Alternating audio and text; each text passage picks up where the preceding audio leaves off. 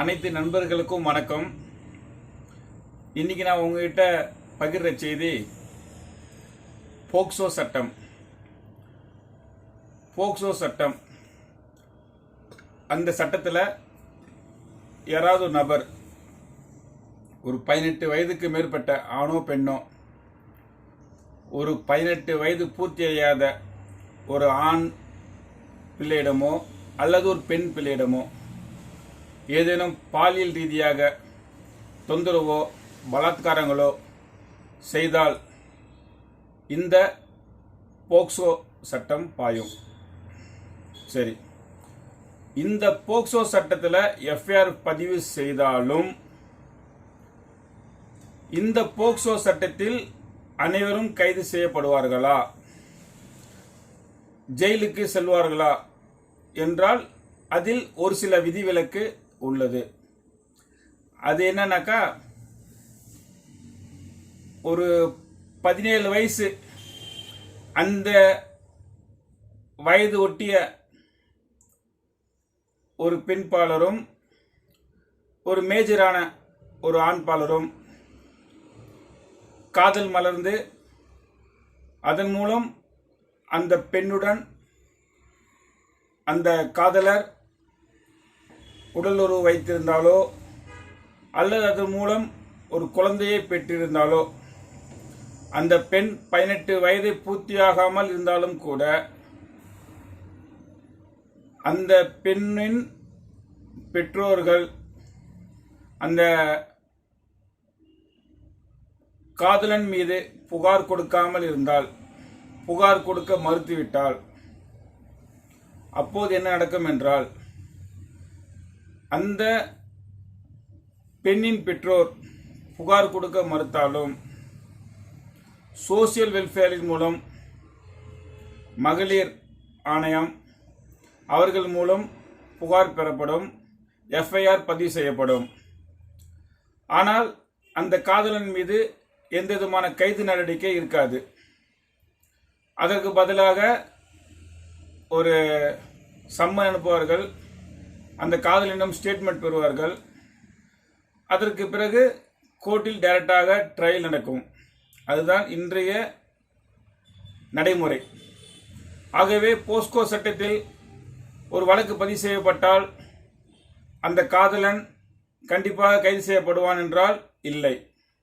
அந்த காதலன் 100% கைது செய்யப்பட மாட்டார்.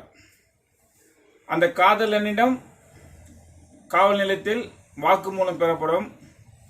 பிறகு அந்த எஃப்ஐஆர் கோர்ட்டில் ட்ரையலாக நடைபெறும் போது அந்த ட்ரையலில் மட்டும் அவர் கலந்து கொண்டு அவர் தரப்பு சாட்சியங்களையும் அவர் தரப்பு நியாயங்களையும் வெளிப்படுத்துவார். இது இன்றைய நடைமுறை. போஸ்கோ சட்டத்தில் உள்ள ஒரு 17 வயது நிரம்பத்தக்க ஒரு பெண்ணும் ஒரு 18 வயது பூர்த்தி அடைந்த ஒரு ஆணும் காதலால் ஒன்றுபட்டு ஈயப்பட்டு அவர்களுக்குள் ஏதேனும் தவறுகள் நடந்தால் அந்த காதலன் இன்றைய சூழ்நிலையில் கைது செய்யப்பட மாட்டார். இது போக்சோ சட்டத்தின் இன்றைய ஒரு சில விதிமுறை தளர்வுகள். இது ஒரு பக்கம் இருக்கட்டும். இன்னொன்று, அந்த பெண்ணின் விருப்பத்திற்கு மாறாக ஒரு 18 வயது பூர்த்தி அடையாத ஒரு பெண்ணும் ஒரு 18 வயது பூர்த்தி அடையாத ஒரு ஆண்மகனும், அந்த ஆண்மகன் அந்த 18 வயது பூர்த்தி அடையாத ஒரு பெண்ணிடம் கிண்டல் கேலி செய்து அதன் மூலம் அந்த பெண்ணின் பெற்றோர் இதை கேள்வியுற்று அவர்கள் காவல் நிலையத்தில் புகார் கொடுத்தால் அந்த பையனின் நிலைமை என்ன? அவ்வாறு ஒரு 18 வயது பூர்த்தியடையாத ஒரு பெண்ணை ஒரு 18 வயது பூர்த்தியடையாத ஒரு ஆண்மகன் ரோட்டில் செல்லும் போதோ அல்லது ஒரு பள்ளியிலோ அல்லது பள்ளி வாசல் அருகிலோ அந்த பெண்ணை கேலி கிண்டல் செய்தோ அந்த பெண்ணின் துணிமணிகளை இழுக்கும் போதோ அந்த பெண்ணின் பெற்றோர் இந்த கேள்வியுற்று அவர்கள் காவல் நிலையத்தில் புகார் செய்ய வேண்டுமே ஒழிய அவர்கள் சட்டத்தை கையில் எடுத்து அந்த ஆண்மகனை அடிக்கவோ அடிக்க முற்பட்டோ அல்லது அடித்தோ ஒரு சில காரியங்களை செய்துவிட்டால் அப்போது என்ன நடைபெறும் என்று இங்கே ஒரு சின்ன தகவலை கூறுகிறேன்.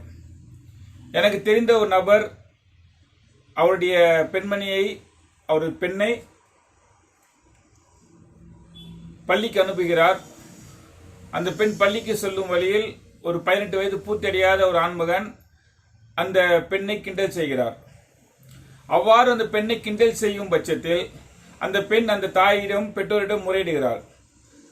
அந்த பெற்றோர் அந்த பையன் மீது புகார் தெரிவித்திருந்தால் கண்டிப்பாக அங்கு போலீஸ் ஸ்டேஷனில் எஃப்ஐஆர் பதிவு செய்யப்பட்டிருக்கும்.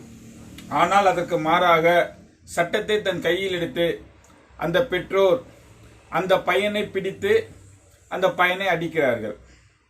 அதன் பிறகு அந்த பையனை பிடித்துக் கொண்டு காவல் நிலையத்தில் வந்து அந்த பையன் மீது புகாரும் அளிக்கிறார்கள். அப்போது அந்த பையனின் பெற்றோர் அந்த பையனை அடித்த இந்த பெண்ணின் பெற்றோர் மீதும் ஒரு புகார் கொடுக்கிறார்கள். ஆகவே அங்கு 2 புகார்கள் அந்த காவல் நிலையத்தில் பெறப்படுகிறது.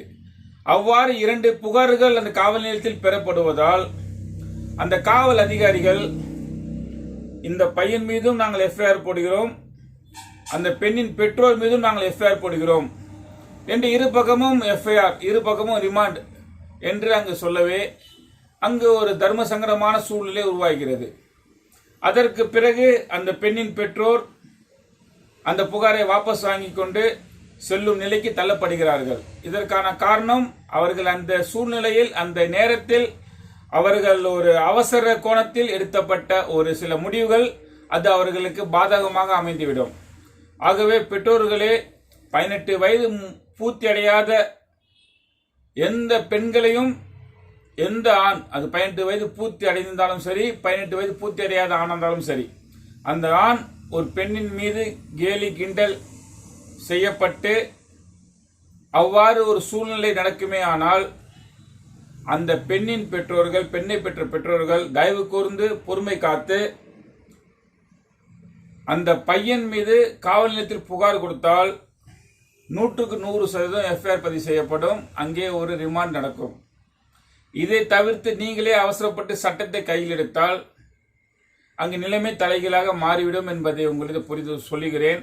ஆகவே எக்காரணத்தை கொண்டும் சட்டத்தை கையில் எடுக்காதீர்கள், சட்டத்தை பயன்படுத்துங்கள். சட்டத்தை பயன்படுத்தினால் வெற்றி நிச்சயம் உங்களுக்கு என்று கூறி இந்த வாய்ப்புக்கு நன்றி தெரிவித்துக் கொள்கிறேன். நன்றி, வணக்கம்.